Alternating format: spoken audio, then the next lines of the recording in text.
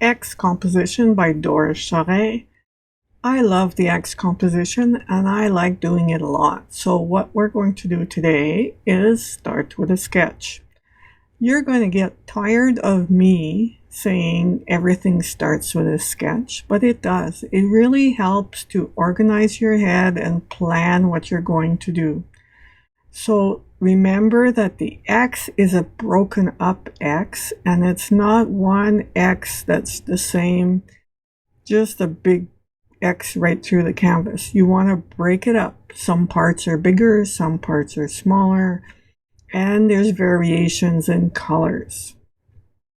So this is what I'm going to do. I'm going to have a variety of colors around one dark area, and I'm going to have this X composition to work through. So I want some areas really dark, but I want those areas broken up, and I want other colors mixing in between. And sometimes the X composition is an adventure because you never know what'll happen.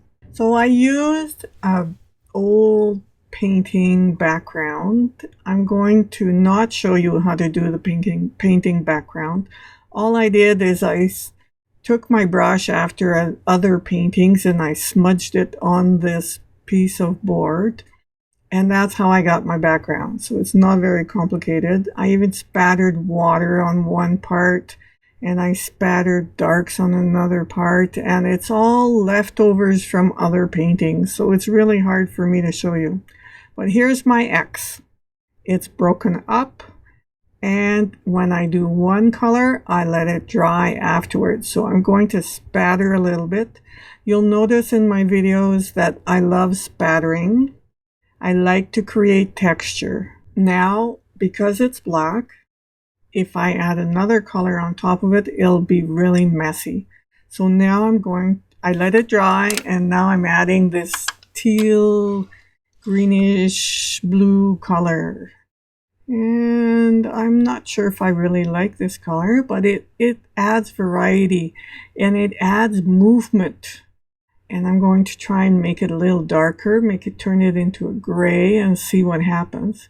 It's okay. It's not my favorite color, but it does add movement. So if you don't vary the color and change it up like that, what happens is you end up with a static painting. I don't like static paintings. I like them to show movement. Now I've spattered a bit and I've let it dry, and now I'm adding white. Notice the size of my brush. It's bigger than the other one, so I'm making bigger marks. I'm spreading the paint around. Sorry about my hand. I just can't work as a lefty. It doesn't work for me. Notice that the marks are all different sizes. There are big ones, skinny ones, flat ones with edges, some with sharp edges. You want to vary all the edges of the color. I don't mind this at all. There's almost too much the same there, so I'm going to change it up. So I have small, medium, and dark sizes. So now I'm going to add some blue, and I think I'll cover a lot of that with the blue. And I'm not really happy with all the spattering that I did. I like the texture, but it's almost too strong. So now I'm going to spatter water on top of this paint. I'm adding this paint a little bit everywhere, but at the same time I've spattered water. When you're spattering water, don't take it off right away. Count to 20. And then what happens is the water kind of pools the paint, and then it makes speckles like this, and I love that part. But you do have to let the water sit on top of the paint first. So now I see some of the underneath part, which I didn't all like, but now it's changed. I'm back to white. I want to change up my marks. I want to really vary those marks so they're not the same, and I want to go back to my spattering. I love this white spattering. It adds a bit of light to the composition. So the spattering just spreads that light and airiness all around. And I make sure that some of them are smudged out. So I have light white, I have really heavy white, and I have skinny whites, and I have fat whites. They're all different. I've let it dry, and now I'm adding more white. I want this mark to be my focal point. I want it to stand out. And I want it irregular.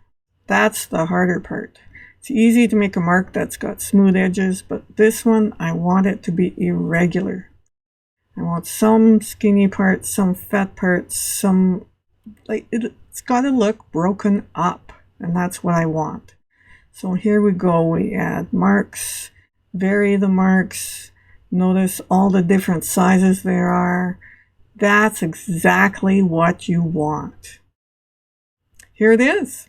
I've switched up this composition. I've put the mark going up so it looks more active, but that's my X composition.